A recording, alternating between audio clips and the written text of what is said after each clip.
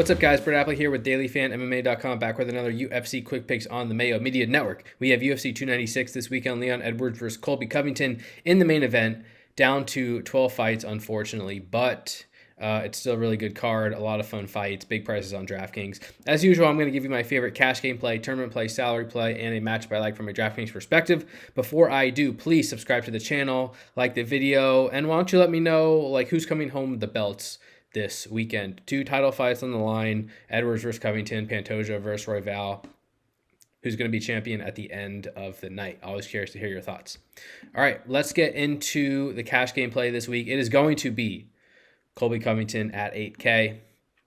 I'm sure a lot of people are not surprised by that one, though he is the underdog, and actually technically he's overvalued on DraftKings by a little bit. The pricing should be a couple $100, and maybe not literally, because there are other values on priced right above Edwards as well. But 8.2K for a minus 164 favorite in Edwards is there's value there. Regardless, Covington is the fighter who produces offense at a much higher rate, and that's not to say he's going to win, but he typically lasts for an extended period. He throws a lot of strikes. He wrestles at a high rate. He's averaging 4.1 strikes landed per minute, 4.05 takedowns per 15 minutes, and his wins on DraftKings have been smashes: 157, 139, 172, 136.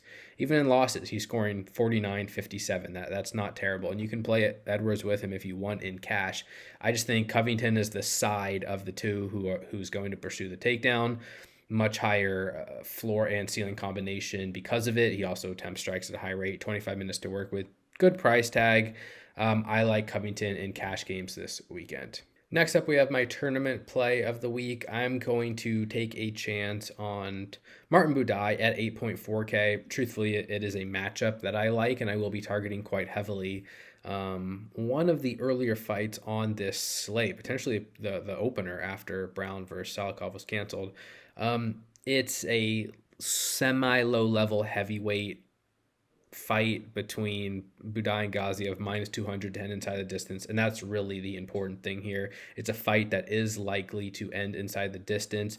Buday is the favorite. Buday is the more experienced fighter, and I trust him over an extended period a little bit more than the newcomer Gaziev, who seems to have early power. He seems to have early takedown ability, but defense on both sides is questionable. Cardio is questionable, and I think either Gaziev finishes Buday early or Buday finishes Gaziev at any point.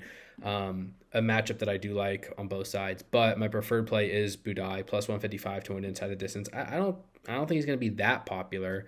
There's just a lot of strong fighters and fights on this slate. There's risk with a heavyweight matchup. People are always a little bit timid by that. We're looking for upside here. We're looking for big scores. I like this fight to end inside the distance, and I like Buday in tournaments at 8.4K. Next up, my salary play of the week. I like some Brian Kelleher at 7.2K. I think it's a fight that he can win against Cody Garbrandt. He is the underdog here, plus 170 or so, and Kelleher's not a great fighter. Kelleher has pretty poor metrics throughout. He is landing 3.36 significant strikes per minute, 4.61 absorbed. That's a terrible ratio. He gets submitted in most of his fights. He has a tendency to implode, inconsistent. So it's not Kelleher's not like a standout necessarily, but Cody Garbrandt is not someone who I would be trusting at minus 200 or heavier against nearly anyone at this stage of his career. He's lost 5 of his last 7 fights, and I mean the fights he won against Trevin Jones and Asuncao, just such a very limited offensive production in those fights. He's only landing 3 strikes per minute, 1.13 takedowns landed per fight. You can project him for about a takedown and a half, but he doesn't really do much with it. He's just so low volume on the feet, and his chin is very questionable. He fits the prototype of someone who will continue to lose to fighters who are worse than him because he's in the negative in so many of these X factors. So an opponent like Brian Kelleher is interesting because Kelleher can be aggressive. Kelleher's had some very aggressive fights in his career against Cody Stamann, against Henan Barao. He went 18 minutes with John Lineker. At times, Kelleher can be aggressive. At other times, he's fights at a slower pace, looks for more control, tries to jump on guillotines. And so I don't know that Kelleher's the most trustworthy guy, but I think Kelleher can easily match the pace of Garbrandt, who just won't throw strikes really at all. Kelleher's probably the more durable fighter of the two, and Garbrandt slowed down so badly against Trevin Jones in his last fight. I mean, Garbrandt landed 26 strikes in 15 minutes and clearly lost the third round. So I'm not even really sold on his cardio anymore. Bottom line is at 7.2K. Yeah, I'm willing to take a chance on Brian Kelleher. Not saying he should be the favorite, not saying I'm ultra confident in him, but he has multiple ways to win. He has a shot to win this fight inside the distance, and he's just very cheap, saves a lot of salary. I will be taking chances on Kelleher this weekend. All right, let's move on to my matchup of the week. I'm going to throw out a sneakier matchup here in Andre Fili versus Lucas Almeida. Fili's 8.5K, Almeida 7.7K. And I think this fight's going to take place at a very high pace. Fili throws a lot of strikes, and he's hittable. Almeida throws a lot of strikes, and he is hittable. Fili also probably has a wrestling edge in this matchup, which is an interesting X factor. He averages more than 2.2 takedowns per 15 minutes, and he's wrestled before. He out wrestled Sadiq Youssef in a loss. He out wrestled Charles Jourdain, 4 takedowns against Dennis Bermudez. That's way back there, but Fili can wrestle at times, and Lucas Almeida just got kind of destroyed by Pat Sabatini on the ground. I like the number of exchanges in this fight. I think either Almeida is going to kind of break Fili with his aggression, striking, and probably hurt Andre Fili and knock him out at some point, or Fili's going to have to win a aggressive striking battle with takedowns mixed in. And either way, I think we're going to see a decent score on DraftKings. Almeida has more finishing upside at 7.7K, strong inside the distance line.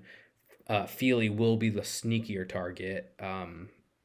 I don't think he's going to be too popular, and it's because he doesn't typically score all that well in DraftKings. It's been a long time, 7 fights or so since he topped 100 points, and it's not guaranteed to come here either. But the thing is, he has knockout equity. Almeida can be hurt. He could land upwards of 3 to 5 takedowns, and he kind of has this floor of a high-paced, striking kickboxing fight. So I think Fili has a pretty moderate floor and maybe a sneaky ceiling there at 8.5K. I think it's a really good tournament fight to target there in the mid-range. All right, guys, that's it for this week's UFC Quick Picks. Thank you so much for the support. You can follow me on Twitter, Brett Appley, TTPP, dailyfanmma.com. It is the last UFC card of the year. Recorded a 2-hour podcast today with my boy Technical Tim, going over every single fight in the slate. If you want more action, more content for the fights this weekend. Wish you the best of luck.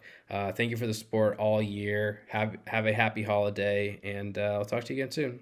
Bye, everybody.